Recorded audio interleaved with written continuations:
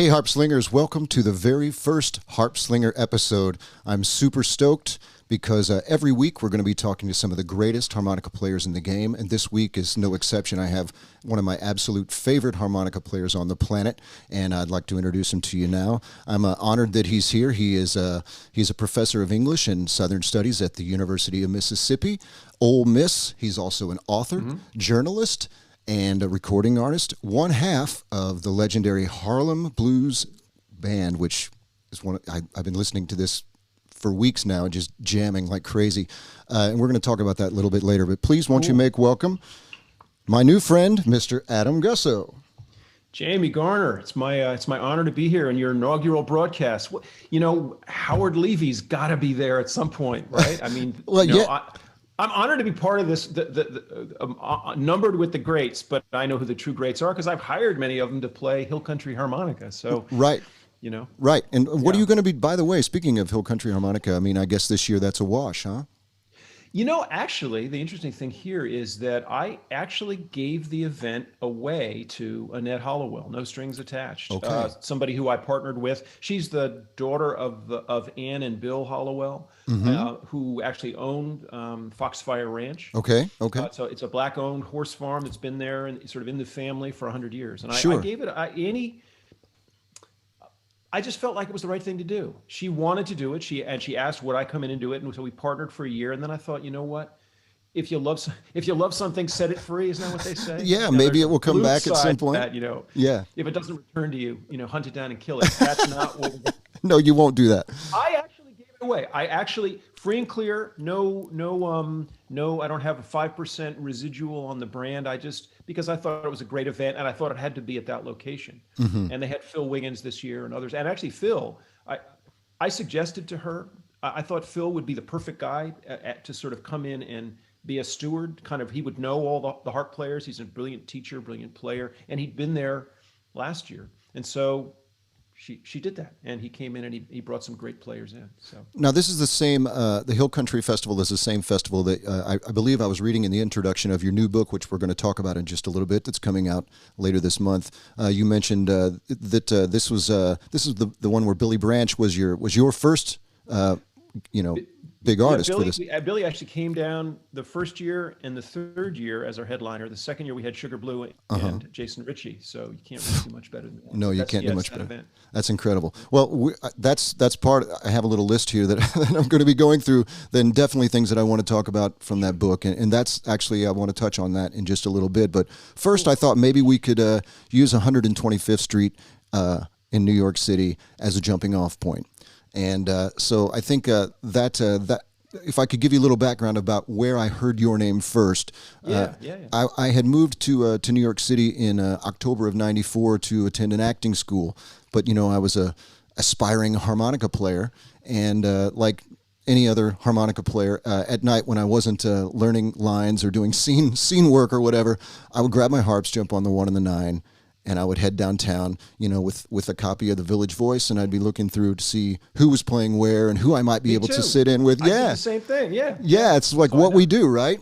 So, I didn't know anyone. They didn't know me. They had no frame of reference if I could play or not. So sometimes I didn't get on stage. But when I did, inevitably I would walk off the stage, and someone would come up and maybe they would say, "Hey, you're pretty good," or not. But they would always say, "There's a guy you need to go check out on 125th Street named Adam Gussow. You've got to check this guy out." And so that was my first introduction to your name. So I would make these little pilgrimages up the west side to 125th Street, usually on Saturdays or something, and walk the boulevard trying to find you guys. Now this would have been, I guess, by this point, 1995, and I'm not so sure you guys were probably on the road by that. We were on the road at that point, and we rarely played out there after maybe the summer of '91, which was the summer that Harlem Blues came out. The summer we flew to the UK and opened for Bo Diddley in 10 cities. We'd made it. And a couple of things happened. When we came back, everybody was sort of like, "Yeah, you guys are making it now. You don't really need our money." That was one of the things that happened. And the other thing is that Super Soaker water guns came in, and I write about this one or two different places. I think in Mr. Satan's Apprentice, I write about it. those guns came in. And so one day, I guess some kids came and sort of shot Mr. Satan with the water guns. And then he was like, that's it. Kind of like, I don't need this Right. stuff anymore. Right. Right. But I actually wrote a column for Blues Access called Journeyman's Road. And one of my columns was in the summer of 95 when he and I played one more time up on not 125th. We may have played there, but we played on 145th. There was a sort of, we had a couple of fallback spots when we weren't working our prime spot there. On 125th, a block east of the Apollo Theater. And one of them was on Broadway and 145th. Mr. Satan used to always say, the ideal busking location, he wouldn't say busking, but like if you're going to play, on the street, would be next to a liquor store with a bus stop. And then play on a Friday afternoon when people get paid, they're in a mood to relax. If you have good weather, they're getting their little thing to drink. They're in a good mood. They'll come out, they'll give you the change from that. They'll sit, they'll drink, and it'll create a scene. And so we did that on a Friday that summer, and I wrote about it in Blues Access. That's incredible. That you got to know your market. You got to know where the money is, and got to be there. What's so funny about this is that Honey Boy Edwards says exactly the same thing. Once Big Joe Williams took him out of the cotton fields in Shaw, Mississippi, took him down to New Orleans, and he came back, and he by himself, because he and Joe fought after 6 months on the road, which that's pretty good. If you last 6 months with somebody you're working with, that's pretty good. Yeah, I know. And Big Joe was not easy to get along with. If you read Michael Bloomfield's, Me and Big Joe was tough when he started to drink. But anyway, Honey Boy came back, and then Honey Boy realized he could make a living without working in the fields, as he said, for $1 a day. And his whole thing became, where do the jobs pay off? And so, especially the cotton harvesting season, that would be the Delta, and there's all these different places. Right. But the levees, so he knew that was part of the cultural capital of a roving blues musician was to know where the money was, because you can't extract, from a stone? You can't extract money when it's not there to be extracted, but people did get money and did get paid off, and he knew where to find those people and on what days. So Sterling had that native wit. And you too probably had that you spent a great deal of time busking and touring through Europe, right? I did, yeah. Well, especially when I went back with somebody that I just exchanged an email with, Billy Collins, he was 21 or 22, he was just a redheaded kid from Pelham, the Bronx, just an Irish kid, who I was busking with in New York. And I said, basically, Bill, we've got to go to Paris this summer. That was 86. This is 3 or 4 months before I met Mr. Satan on the streets of Harlem. And yeah, that 2 months, I took him over there. We went over together, came back separate. He never came back. He basically, wow. He's still there. He has a group called Swingin' Paris. It's like one word or 2 words, Swingin' Paris. And he's still there. I mean, I can imagine. I've been to Paris, and it's a place you don't want to leave, actually, And you learn the phrase bottling. That's a phrase I was not aware of. We didn't use it. Sterling and I never used that phrase, but bottling in Europe would be kind of passing the hat, like who's going to bottle for us this set? So somebody goes and passes the hat. Sterling and I we never passed the hat. We weren't that, it was people would come and throw money in the bucket. But, you were too busy playing, yeah. Yeah, that cafe tradition of kind of like play a song or two and then you pass the hat. And people may, not always enthusiastically, but they may give you a franc or two. Right, exactly. Right. Is that where you learned to speak French, or did you speak a little bit before you went? Non, je pense que j'ai parlé un peu en avance d'aller à Paris, mais en Paris, in Paris, on doit parler avec les flics. One is forced to speak with the cops. So I very quickly whatever French I had with me, I brought it up to speed. Nice, monsieur, quickly. Je vous prie, monsieur. You learn this sort of obsequious kind of thing. Right. Well, my wife is a ballet dancer. She speaks a little bit of French as well, so she makes, it's very sexy. You learn the word interdit, which in French means forbidden. That's the key word. If you're going to be a busker, it's like, c'est absolument interdit à jouer ici. Absolutely forbidden to play here. And I know how to say that much French with a good accent because it was drilled into me. Nice. When you hear those words, you're in trouble. Yeah. I can imagine. Yeah. Well, if we don't mind, back to 125th Street. I recently read or saw in one of your YouTube videos where you talked about one afternoon you were driving through Harlem, searching for a shorter route, a shortcut to get to your job, and you hear someone playing the blues on the street, and you're compelled to stop your car, to park your car in Harlem, to get out, to walk over and then ask the guy, "May I sit in?" I mean, I feel like that's fearless, and I just wanted to know what was the big push for you there that you were like I mean, because it became something. Yeah. I think that it changed your life. That moment was was a moment that changed your life. And so there's a huge life lesson here, which is that every life does have a moment or two or three where you kind of need to take that leap.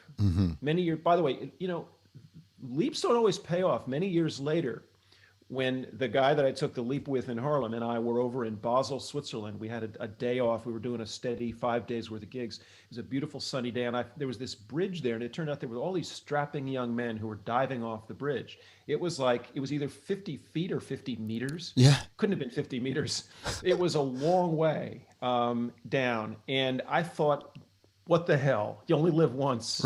Right. And they were jumping, and I decided to jump. It was the scariest thing I've ever done in my life. I've never parachuted, but it was the closest one might come to that. Right. And what I didn't think about is that when you jump, you better make sure your butt's not leaning back, which would be the natural. You don't want to sit down, because what happens then is that you slap the water with your butt bone at whatever terminal velocity is, right. 50 feet or 50 meters. And all I know is we flew home 3 or 4 days later, and my butt hurt the whole way across the Atlantic Ocean. So when you make the big leap, and I've never told this particular story before, but when you make the big leap, it doesn't always work out. But in the case of Sterling, or Mr. Satan, he was at that point, one of the key things is that I'd already had the experience of playing in Harlem, just not on the street. And I'd made the leap by going to a jam session back in February at a place called La Famille. And I actually written an essay about this. If people were to go to medium.com and look up Adam Gussow, you'd find an essay that I wrote about sort of making my debut in Harlem in the jazz clubs. So I'd already played, I'd had a very powerful positive response from people. I'd achieved a sort of minor celebrity, which meant that I could actually walk in a certain club called Showman's Lounge. And people would go, "Hey, it's Adam." It's like, how do you do that? I was the only one playing harmonica that they'd heard for years. Wow. And I walk in the door, and I've been listening to a lot of jazz sax players, so I can fit in with the jazz groups and stuff. And so I had that experience of playing for it was an all-black audience, more of a bourgeois, more upper middle kind of audience, or people who wanted to be seen as that, as opposed to a street audience.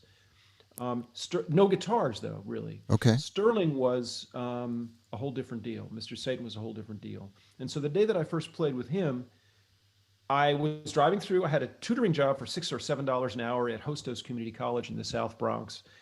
And there's this guy, and I recognized him from having seen him 3 years earlier over by Columbia, when in another life, when I was a graduate student at that point. At this point, I had been a busker and a blues harmonica teacher for several years, trying to scrounging my way. And I had decided to give up street music. I was going to focus on my, find a career, play some in the clubs maybe, but not the streets. I was done with the streets. And then there's this guy. And that teaches you to reframe, because sometimes just at the moment when you think something's over, it's the next chapter's opening up. And so that's what happened is I didn't play with him the first day. But I asked somebody, I watched him for a while. And then I asked a guy who was standing there, a guy named Duke, who was this guy? And he goes, "That's Satan. Everybody in Harlem knows Satan." Yeah. I'm like, "You don't know? That's our man, Satan." I thought, wow, Satan. And I thought, Satan and Adam. Right. First day that the first moment, literally the name that we didn't have as a group until our demo came out in 1990. So 3 years later, that's when I called us Satan and Adam. I thought, Satan, I have to play with, Adam has to play with Satan. Yeah. It's like this impersonal, weird thing. And so I came back the next day, and I asked him if I could sit in, and he said, looked me up and down, and then he said, "Sure." And I had my stuff. He said, "You have your stuff?" I said, "Yeah." So I had my mouse amp. He had 2 mouse amps, plus a third electrosonics thing that was sitting in a shopping cart that said "One-Man Blues Band by Satan." You can see that photo totally online if you look for it. And the first song he did was like what I came to think of later as Mother Mojo. It was just a driving groove in E. And so it was like, now I didn't necessarily have exactly that riff. And one of the things is he and I played on the streets for 4 years over the years. We never rehearsed. like once or twice I went to his apartment. We might work something out, and he'd play acoustic guitar. But basically, I'm a 28-year-old white wannabe blues harmonica player. I mean, I've done a lot of woodshedding. I had a teacher, Nat Riddles, who doesn't show up in the Satan Adam documentary, but I had a guy, a black New Yorker, 6 years older than me, who'd shown me how to play. But other than that, I mean, I was not what I am now, obviously. How did you find? I'm sorry, I interrupted you. I was curious though. How did you find Nat Riddles? How did you find one of them? He found me. I was at that stage, and the harmonica players in your audience will know this. I was at that stage where you've done all the woodshedding you can. You got to get out there. You want to get out there and play. And so I would sit in with local bands. They were mostly college bands, or they were local blues players. Bobby Radcliffe, terrific guitar player who lived with or hung out with Magic Sam in Chicago. He would play. There were a number of bands that would play at a place called the Blue Rose Lounge, which was run by a genuine, like, she looked like a gypsy woman. Everybody said the gypsy woman, but she was actually, I think, Turkish or Greek, and she had several daughters. They were like gypsy women daughters. It was like a crazy place. It was a real blues bar, and it was on 107th and 8th and Broadway. It was right where Broadway's kind of curving just before it straightens out at 110th. Yeah. And it doesn't exist That's anymore. my old neighborhood. I lived at 109th between Amsterdam and Broadway. I know that area well. So Augie's would have been like catty corners from this place. Augie's was across the street and a block down. It was sort of in that area, pretty funky area just below the main Columbia neighborhood. I think it's all cleaned up now, but it was still funky there. Right. And I'd play with groups there. I'd sit in, and I sat in with the band on campus, an outdoor stage, and I was walking home.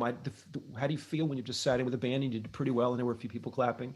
You don't get a date, but you're walking home. You have a couple drinks, and a full heart, right. and probably half a beer that somebody gave me.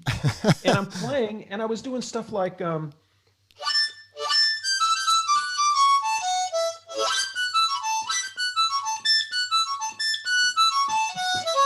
And a guy is driving a cab, and he kind of down Amsterdam, and I'm walking down Amsterdam north. He's driving north, and he does a U-turn, so he's facing me.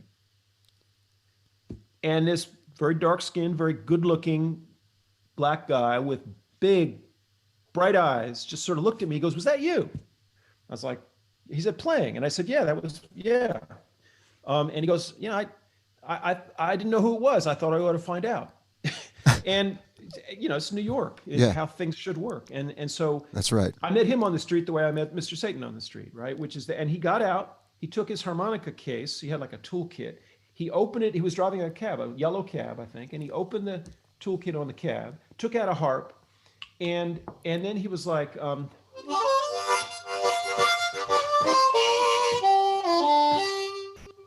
said, "Wow, what the heck is that?" And he did all sorts of, we began to have a kind of conversation. I write about this in Mr. Satan's Apprentice, kind of a conversation about blues harmonica. And that's when he sort of gave me the whole declension, like a griot. He's sort of like, there's Sugar Blue, there's, Kim Wilson. I said, who? The Fabulous Thunderbirds. I said, what, really? What? I didn't know about them. Right. So, immediately, and I did not know about Sugar Blue. I went out and I bought Butt Rockin' or whatever, a couple of Thunderbirds albums, and I bought Crossroads by Sugar Blue, with another man done going on a big 10-hole or 12-hole or 14-hole, big one of those big low marine bands, and Pontiac Blues and stuff. So he immediately sophisticated me, and so all that stuff was in there. That was the spring and summer of '85. I followed him on the street. All that stuff was in there, and it gave me exactly what I needed to sort of achieve liftoff as a street musician, which basically went from the time he left New York in the September of '85 all the way through the summer of '86. So I had basically a solid year as a busker in America and New York, downtown, uptown, before I met Satan. Okay. You've had a very rich harmonica history. I mean, you imagine if you hadn't picked up a harmonica at, I don't know, what age did you pick up your first harmonica? Oh, well, when I was 16, it was two songs that did it to me. The first was Whammer Jammer.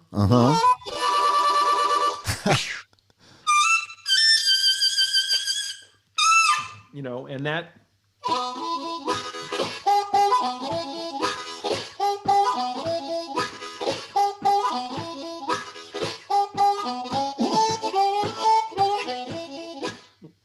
And then it was Creeper Creeps again. It was James Cotton, and that, I still can't.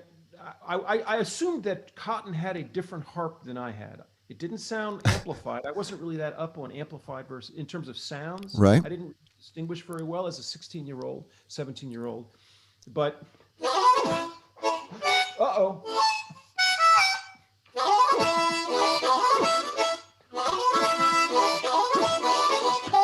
Now that I think he's doing a little tongue anyway. That kind of stuff just blew my mind. Yeah. There was something about that Cotton. I mean, I know I have a harp audience, so You definitely do.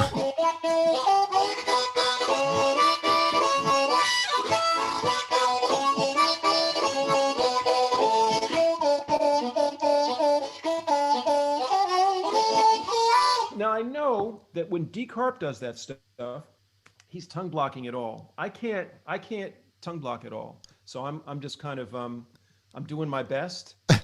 Yeah, I mean, But I mean, massive sound. I was let me just sorry, I'm just Zoom is doing things to me. So oh, okay. Yeah. No sweat. So let's cut back to Satan Adam quickly. On the street, you guys are playing, and up walk, the guys from U2, Bono and the Edge. Were you aware of who those guys were at that moment? Were you aware that they were even checking you out? I mean, what a fortuitous moment. I was so much in the moment when that whole thing happened. That we were.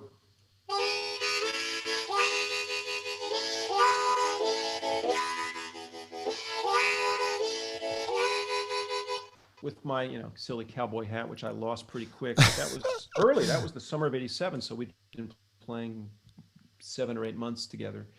No, I had only a vague sense of like the energy shifting a little, but no, I don't think people knew who they were. Very few people knew who they were in Harlem. It was unusual to see kind of white rocker looking guys, but no, I wasn't aware. And then they were there 2 minutes. They never stopped to say anything to us. I wasn't a rock guy, so I didn't say, "Oh my God, I'm playing for Bono." Right, exactly, right. But I mean, you guys hold the distinction, I think, of being the only people ever. I don't know if you wrote the song "Freedom for My People," which was the 39 seconds of that song is on Sterling. Yeah, Sterling. I mean, that's the only song I think that's ever appeared on a U2 album that U2 didn't write, and I think that's incredibly impressive. As far as I know, that's the case. Well, I didn't. The Edge in the Satan and Adam documentary, he said something like that, or he said that we're the only two musicians who were not U2 musicians who were on the album, which I have no idea, but that's kind of cool if that's true. We should interject here that if folks haven't seen the Satan and Adam documentary, it's out on Netflix right now. I've watched it, I think, 4 times. I'm a bit of a fanboy, I have to be honest, so I'm a big fan of yours and now also of Satan. I mean, as I listen to his voice as a vocalist, I feel like I've said this before, my main thing is harmonica, but I guess that's not actually true. I've been a vocalist for many, many years. That's what I started. And when I listen to him, there's an energy, like this raw power that he has, and there's a lot going on in that voice. And I can see why you would have stopped your car on 125th Street just to hear what the hell was coming out of who was making those sounds. What a singer. Yeah, and I think what's interesting is, so I've described him sometimes as kind of a triple threat. The guitar playing, which is, we could talk about that if we want, but the singing, which is really distinctive. His percussion playing in the early days was actually primitive. It was not particularly good or noticeable. It was one hi-hat cymbal. The phone will stop. Hey. Sorry, guys. This is live. Everybody, this is really live. This is really my house. That's right. That's fine. We don't mind. The room is right back behind me. My wife is using the hairdryer in the next room. It's all right. Yeah. My wife is home. I could ask her to take the phone off the hook. So we were talking about, what were we talking about? So I've often described, we can cut to this. I've often described Sterling McGee as kind of a triple threat. The voice, which is immediately identifiable, the guitar playing, which is really unique and Mm-hmm. very high energy and pretty much uncopyable. The percussion is ended up being, I think, one of the key kind of driving things. It's not really, but early on it was not particularly forceful. He was playing one hi-hat cymbal. He had it on a piece of cardboard. It was pa pa kind Mm-hmm. of stuff. What he was playing wasn't. But the singing though, the singing, he always used to say, I'm not a singer, I'm a stylist. He would say that. Wow. And I said, what do you mean by that? He goes, well, a singer is like, Gladys Knight's a singer, or Sam Cooke is a singer. Mm-hmm. He goes, a stylist is somebody who can put a song across and has a sound, but maybe not quite the singer. I think the truth is he really is an amazing singer. Incredible I mean, he has vocalist. pipes. He has pipes, his man. belt, and he has that little Richard squeak. Yet Mm-hmm. that thing that he can do that James Brown used, and Yeah. I've come to really appreciate that. I'm not the sort of singer you are, but I can appreciate a little. I would Well, never try to copy his songs. I think you sound great on was it Sweet Home Chicago? I just that came across. I was playing shuffle on your That's right. Well, on he was on your doubling channel. me, so it sounds good. Partly 'cause he's right back there shadowing me in a brilliant background singer kind of way. Supporting the vocal. Hey, You know how that's to make the white boy look sound acceptable. It was funny. he says about you that you were blessed with the revelation. What does that mean? Did he say that about me? Well, where did he say that? Blessed with a revelation. I don't remember. Adam has been blessed with the revelation. I read that, or it might even be in your documentary, because I actually literally wrote it down in my phone. I was like, holy smokes, that's really something. And what does that mean? I know that you also went on to say that you guys sort of were. I'm paraphrasing here, but we're sort of like battling battling racial tension. You two together, being Satan and Adam, a white guy and a black guy, playing the blues together. And I think that's also very interesting. Yeah, first thing to know is that we were not Satan and Adam while we were playing on the street. So not until we had a cassette in probably May of 1990, which came out of the first recording session that became basically half of Harlem Blues. At that point, we had a cassette that said Satan and Adam. We had never played an indoor gig. We didn't, if you wanted to book us, it would be like you'd get Mr. Satan and the White Boy, I mean, right. We had no corporate name. We just didn't. And we became Satan and Adam as an act around then. So we began to actually, that summer, but I think when we played, like, our first major gig was in Central Park. And I realize I'm going off. I'm sorry, but the point being, please. that the Union of Opposites thing didn't have that as a part of it, which is to say the Satan and Adam thing. But it was him and it was me. From our perspective, it was one sound. And I think the challenge that we pose to people is that it's so easy to tell our story as this kind of bifurcated, like, Union of Opposites. Mm-hmm. And yet I used to joke, as a way of intentionally undercutting that. I would say, well, we're just a couple of skinny, intense New York guys who like the same kind of music, right? Which is also true, uh-huh. Right? And so from our perspective, it was always about making the adjustments so that we're really swinging as a duo, which means we're doing exactly the same, versions of the same thing, where we've got it together. And yet there we were on the street at a time when, so between 86 and 90, 91, you had Howard Beach. We've been playing together for a month and a half, and Michael Griffith gets 3 black guys go into a pizzeria when their car breaks down in Howard Beach, Queens, John Gotti's neighborhood, and the Italian guys chase them out, and one of the black guys runs across the street and gets killed by a car. So that happens early on, and you get Yusef Hawkins and Bensonhurst, you get Do the Right Thing, you get Tawana Brawley, you get all the stuff, and Crown Heights, the Crown Heights riot, which happened actually 91. We were over in Europe. We were in Switzerland reading it in the International Herald Tribune that there's this riot, blacks and Jews. And so we were on the street during that period of time. In the documentary and in Mr. Satan's Apprentice, one episode, the only time I ever got challenged in a way that contained a kind of threat, the only time there was an angry challenge to me being there, to my face, was that one time. And it was 2 weeks after Do the Right Thing came out. I went back to reconstruct. It was like Do the Right Thing actually came out like July 1st in New York, and it was like July 15th. It was like just 2 weeks after that summer of '89, when a couple of guys connected with some mosque in Brooklyn kind of came up and challenged him about why he had this white boy with him, and then came up to me. But other than that, the response to my face was uniformly curious, supportive. Um, Older men would often come up to me and poke me in the chest and say, "You got to get your own sound." They never said, by the way, they never said, "White boy, you can't play blues, get out of here." Right. Which might work, much less cultural appropriation. That was not anything that anybody to my face was interested in saying. Now, people could be thinking what they were thinking. And many years later, during the premiere of the Satan and Adam documentary, I got a chance to talk to Peter Noel, who I'd become friends with. He was the activist black journalist for the Village Voice during that whole period.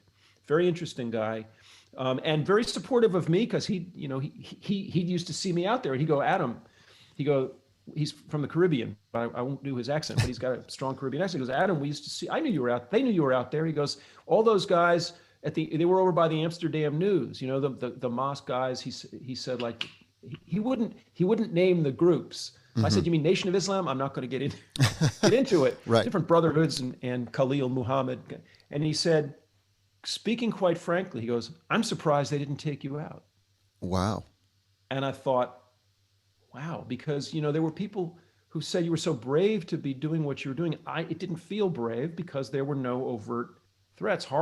Sterling would say, we're peaceful around me. Nobody makes trouble around us. He was very proud of his ability as a peacekeeper, which is why it was so shocking to him, I think, that one time when those two guys came up, because he looked powerless. It was like the guy said, "You know what you are, old man? You're a Negro," just sneering at him. And I think everybody was shocked, because nobody ever disrespected Mr. Satan to his face. That just never, ever happened. And I think it was me having that sense that he wanted me there that made it much easier for me to just take the gift that it was. Imagine you're a guy who wants to play blues harmonica. You are a blues harmonica player, and you have this. You're playing with this guitar genius who doesn't ask you to rehearse, who just gives you a chance to find your voice and come up to his level. I can't come up to his level, because I used to say, he's Mozart, I was Salieri. I'm always, I was young Salieri. It's like, I knew how much better he was than I was ever going to be.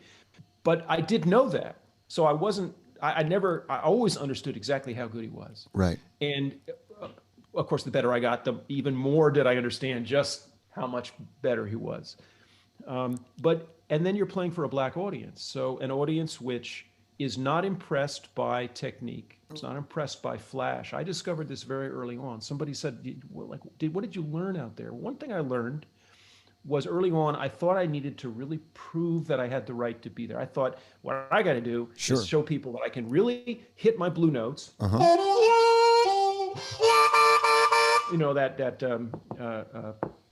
That kind of particular thing.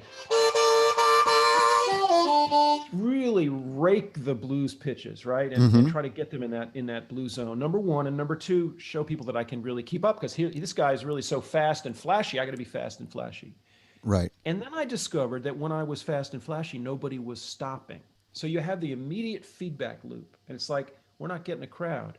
And one day when I just let that go, and I might have had a little Midnight Dragon, because he would sometimes get these 40-ounce bottles. We didn't do a lot of that. But Midnight Dragon, that's a new one for me. Midnight Dragon. I'm hit to the Colt 45. It had a Fang Cobra on it. This is like getting in yeah. Harlem, right? And then it said "Get Bit." That was the motto, was "Get Bit." I could understand that. I love it. But I think one day we just grew. One day I just let go of my ideas, of my need to impress. And it's like suddenly we were grooving, and you could feel it. It's the kind of thing that the moment you feel it and you name it, it goes away. But if you're just feeling it and you're in it, you know it. Right. And the guys around us, it's like the electricity starts to happen, and guys will say, "Throw down," and the people started to stop, kind of like suddenly you have a crowd. Yeah. You didn't have a crowd. And then what I discovered is, and then people will say, "Go ahead, man. Go ahead, white boy. Go ahead, man. Throw down." Yeah. Like you throw down your cards. Yeah. And then if you play and you're really rocking and you're in the groove, then the energy level goes through the roof. And it's not about technique, it's about working with this energy field. And somebody said to me, they were watching it like watching a video, and they said it looked like you were just in a zone. And we get in those zones sometimes. Yeah. I agree. I mean, from my experience, not as vast as yours, but I've been in situations, many of them, where I'm like, I'm going to show these people what I've got, and I throw out something that I think is it's pretty good, and maybe the applause is polite and it's good, but when I'm as you say, when I'm connecting with the band or the guitarist and I'm finding the groove, all of a sudden the energy of the room elevates, and people then start responding. And I think there's a lesson for all of the harp players out there that are listening, maybe even the beginner guys that are like trying to learn all the great licks, which they should, I know, but it's good to take this as a lesson, right? To know that it's more about the groove and locking in and playing together. Let me give one more lesson I learned in a session with a guy named Wild Jimmy Spruill. Spruill. Great guitar player. He sounds like the name, right? He's like, he can go do all this stuff. He was like a buddy guy type of player out of New York. A North Carolina guy, but I think he was in New York for a long time. I had a session with him. We did a rehearsal and then a session with him and a blues singer who's an unknown blues singer out of New York named Grace Brimage, Brimage. Very hard to find out information about her, but I did put one cut out there. Not the cut that I'm trying to find and I'm going to talk about. We did a version of CC Rider, and I had decided we had two guitars. We had him and a French guy. We had a young woman Italian American woman from Queens. We had Grace. I think we had somebody playing drums. There was a keyboard too. Not much room for harp. And I decided I was just going to hit the 2-hole draw on the F harp on the downbeat, and I think I did. That's all I did through 12 bars.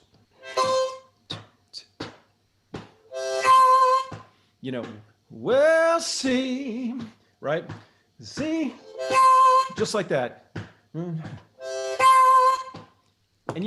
Jimmy Spruill, it's like the one nod I really got from him. He goes, I like that you were just going, whoa. He was impressed that I had the ability, because him as a rhythm guitar player, he was a straight fours. Chuck, chuck, chuck, chuck, chuck. That's how he played. He was all about anchoring the groove. Mm-hmm. So that was where I took, and that was 89. So I took what I learned in Harlem and I thought, just add what is needed. Mm-hmm. That's your job as a harp player. Right. Nothing fancy. I think I just played that one note straight through the entire song. But it takes something, I think, in a player's tastefulness to make them willing to sublimate the ego and say, this is actually going to be the best thing. And it may even steal a little focus. It anchors the song. People may actually notice that note. And he did. And I was struck by that. So it's worth taking that risk from time to time of radical simplicity as a harp player, because we're notey people who like to play a lot. That's so true. That's so true. Well, hey, I don't want to get too far before we start talking a little bit about your new book, which I have been reading. I'm also reading Beyond the Crossroads, The Devil and the Blues Tradition, which is fantastic. By the way, as you can see, I've earmarked a lot of it, but I'm really loving this, and I hope I'm not going to get you in trouble by holding up this advanced copy. You sent me a copy in my email. Who's Blues, and I'm a little old school. I didn't want to just read it on my phone, or there it is, folks. There it is. I didn't want, so I used up all the paper and all the ink in the printer, and just printed it out, and I'm absolutely loving it. I'd love to talk just a little bit about that if you don't mind. Sure. It's due out October 19th, right? On what is it, North Carolina Press? University of North Carolina Press, and it's available now, sort of pre-order kind of stuff. So great. Yeah. Some of my friends have already done the pre-order, by the way. So yeah, we're already pushing it from this end. Excellent. Yeah. So you sort of broke this down into a 12-bar blues sort of framework, which I thought was really clever and really interesting. And I also noticed I had been watching, before I knew about the book, I'd been watching Blues Talk on your channel on YouTube. Modern Blues Harmonica, which for those folks who, if they're living under a rock, don't know about about your YouTube page, they should definitely go check that out. But I thought those were very insightful. And so I've been watching that and reading the book, watching them again and reading the book at the same time.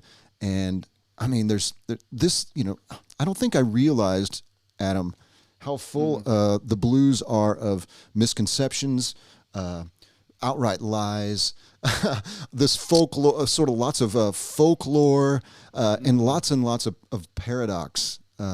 That Lots of paradox. yeah. Yeah. Yeah. And maybe you could talk just a little bit about about that. Sure. And what I would say is one of the things about this book. So the book began as in the form of these talks, and in fact, the book was originally called Blues Talk. The publisher thought it needed to be sexed up a little bit, so it now has that possessive. It's kind of gets everybody upset before they even know what's in it. Who's blues? What do you mean? You're gonna steal my blues? Are you telling me if I'm white I can't play? No, the word cultural appropriation does not appear. Believe it or not, that phrase does not appear in Who's Blues.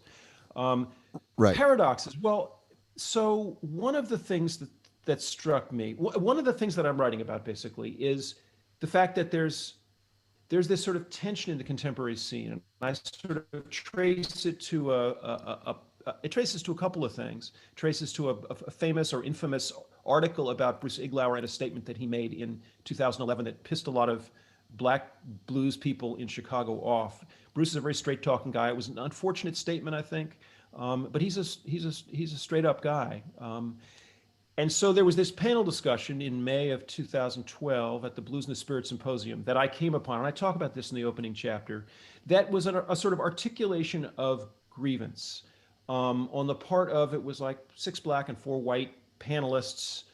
And it was about sort of like,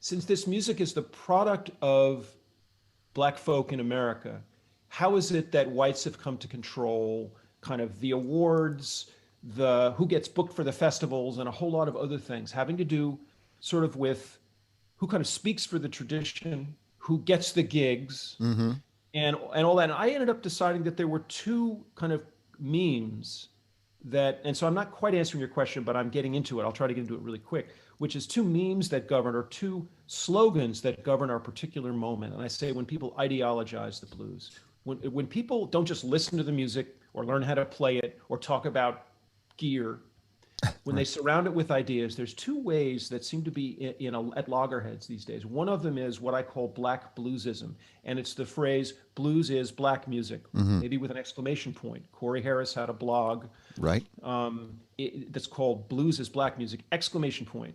And the other way is a sort of T-shirt meme or slogan: "No black, no white, just the blues," which has been around for more than 20 years. It was on Beale Street back in the mid to late 90s.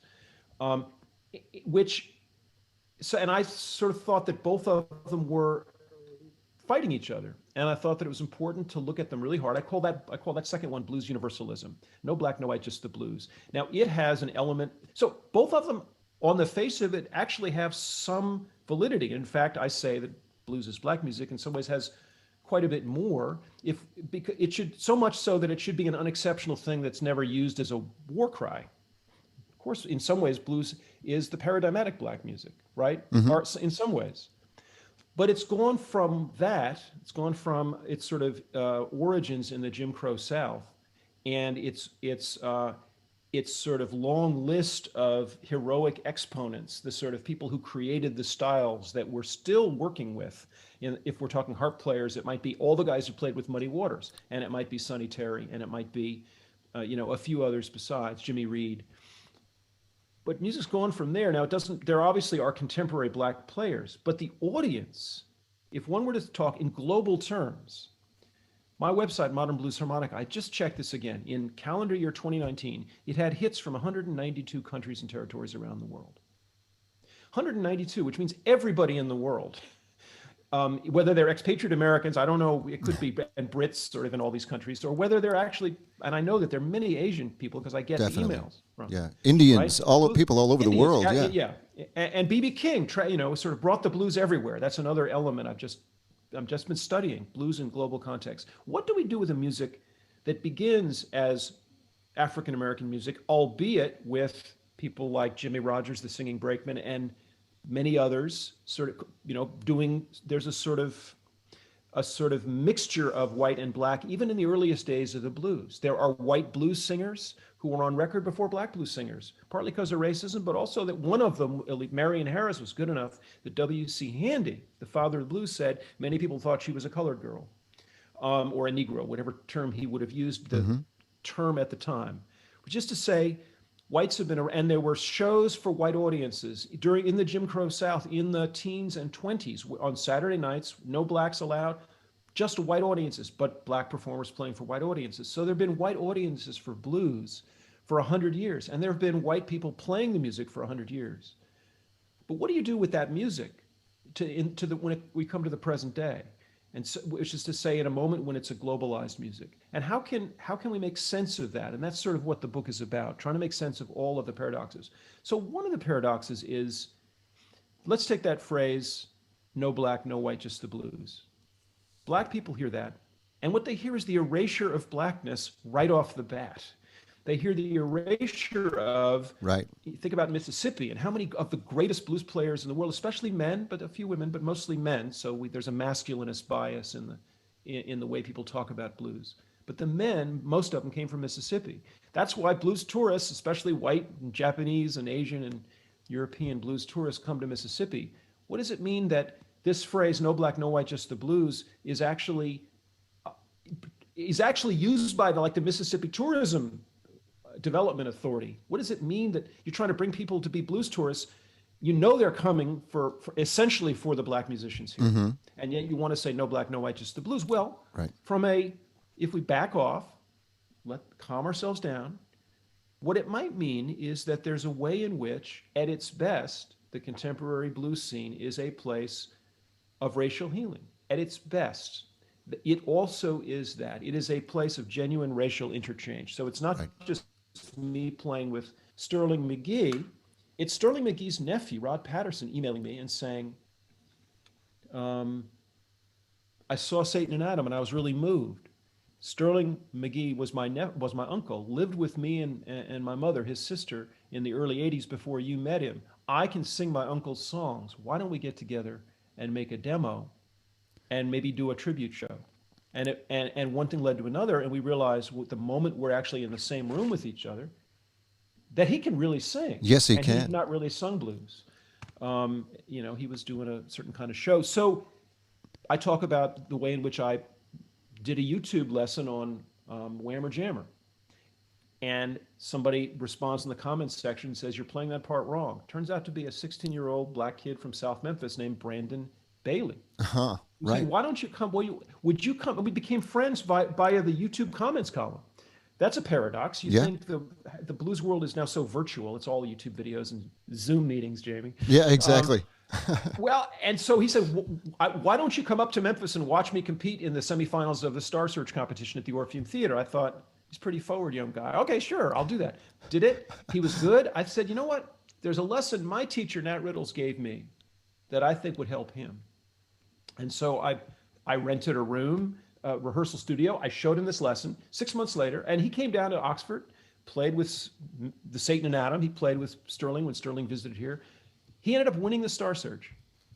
Then he gives me a little wooden block as a favor, and it leads me to become a one-man band. And I end up getting Farmer Foot drums and recording Crossroads Blues as part of my first solo album. And then I produce his first album for free. That's the paradox, which is you can say blues is black music, and of course it is. It's the 12-bar form, the great exemplars, the call and response, the black vernacular language. There's all these ways in which, of course, it is. And interestingly enough, my book is partly for the younger people in this global community who might not actually know the way in which blues is black music. So I'm actually hoping they'll get a little bit more sense of the world it comes out of. That's one of the, so I'm addressing that audience. I'm not dissing the black bluesist perspective, but I am saying it's not complete. And it doesn't acknowledge the good element that is, what's the word, kind of gestured at within that phrase, no black, no white, just the blues, which is the idea that there can be a kind of brotherhood too, and it can be a transracial brotherhood. And there's also one more thing before I quit my rant. In the final chapter of the book, I write about, I call it Asia 2, and I write about 3 or 4 Japanese or Asian musicians. Most of them are Japanese in some respect, including Ken Sugar Brown Kawashima, who was born to a Korean mother and a Japanese father, grew up in Bowling Green, Ohio, went to the University of Chicago, and was a blues harmonica player on the South Side and played with Tail Dragger and the Delta Fish Mart. He has this, like me, basically an experience of being a non-black person playing in a black street blues environment. And he's really interesting. I'll just say that he's a really interesting guy. I'm going to be having a dialogue with him at some point. Sweet.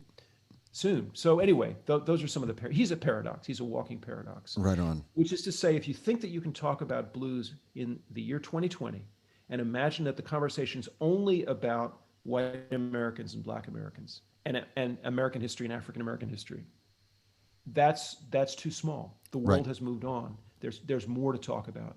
Absolutely. And it seems extremely relevant right now. It's just with, with the climate that's going on in our very own country and around the world, for that matter, Yeah.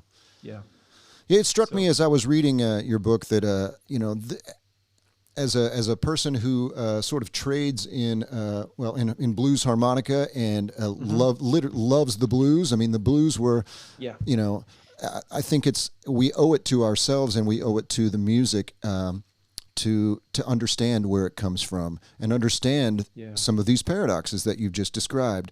I think it's super duper important, and I think it's a way that we can start to understand one another and hopefully come together.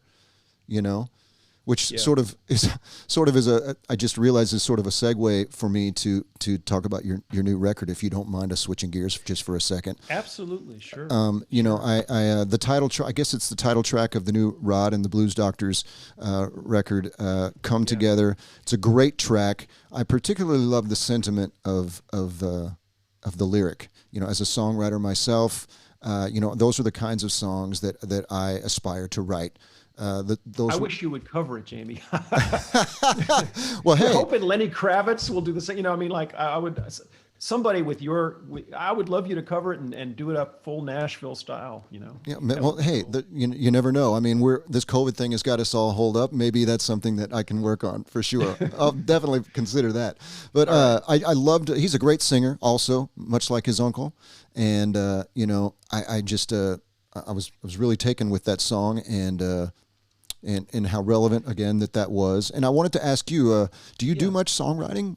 I know you're. Do you know, I've done a little. In fact, I've written one country song that I was lucky enough to get a real country singer named Chance Moore. There's a YouTube video. You could link. Maybe you should link it because people would be surprised. It's my song. It's called Rattle On. Okay. It has the craziest bridge. I'm trying to. I can't remember the lyrics offhand, or I would sing it right now. You just lost your babe, and your heart is breaking down. You just lost your job. Your heart's breaking down. You just lost your baby, and you're feeling blue. Your mojo's gone, and the fat lady just sang her song. There's only one thing that you can do. That's the first verse. Right on. Rattle on, little brother. Rattle on, my brother. Something. Rattle on, little sister too. Anyway, that's so, and it's sort of done in kind of rockabilly-ish country by a guy from a part of Mississippi where they can really sing country music, if that makes sense. Sure, yeah, that makes sense. Yeah. Okolona, he's from Okolona. Okay, yeah. All right. Do Rod and the Blues Doctors have any plans to hit the road and do some touring when this hopefully and next year, hopefully, if the world opens up? Yeah, we totally want to do that. Rod is he's raring to go. We're raring to go. He's younger than us. He's only 54, 55. We're in our early to mid 60s. Excuse me, the Blues Doctors. Right. So all the lifting, as you know, I'm always, my back is fine as long as I don't go on the road. When I go on the road, something's always going out. But you're in great shape. I mean, you're an avid runner, right? Now at this point it's down to cycling. I think I'm an avid cyclist because the running is a little tough sometimes. But yes, I still try to do that. Running is terrific for developing groove. It can be. You can sing songs while you run. I often, if I'm trying to memorize lyrics, I will go through them as I'm running. And you can set your pace. You can set your pace by if you're looking to run a certain mile. You can you can really set your pace with the tempo. I had a long run one Sunday morning, and I was trying to do.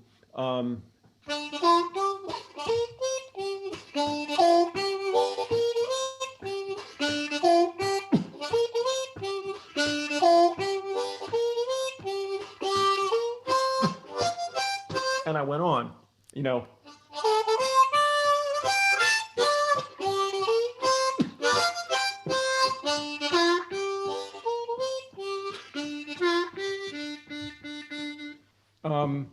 Well, I dreamed that I got lucky, but I woke up cold in hand. You know, and I was trying to, I could, as long as my feet were keeping the beat, then I could experiment with different ways where exactly where I would place that phrase. Yeah. You know, I dreamed that I got lucky, but I woke up cold in hand.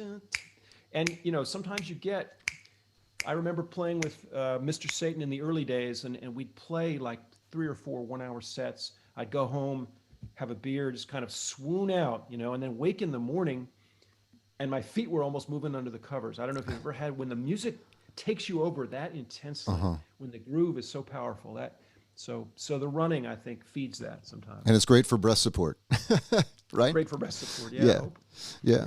Well, hey, first I want to thank you so much for being here. I'm not going to let you go quite yet because one of the features of the Harpslinger podcast is that I'm hoping that all of our guests will do some sort of will give a lick of the week, and whatever that might be, whatever comes to mind, however difficult, however easy, you know, that we can sort of impart to our harmonica brethren in the world. Okay. Well, so what I'll do, here's something. You tell me if this would be appropriate, and I can talk about it a little bit. But this is nothing. I'm going to give something straight ahead. That just it's straight ahead, but it's a good sounding lick.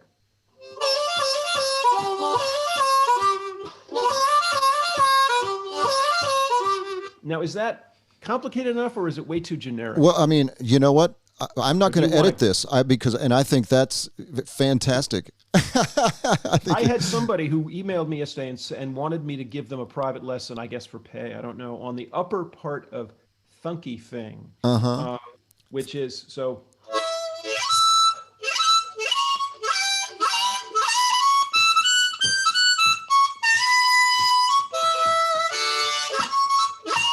Damn it! Can't do it. Cut. Thunky Thing.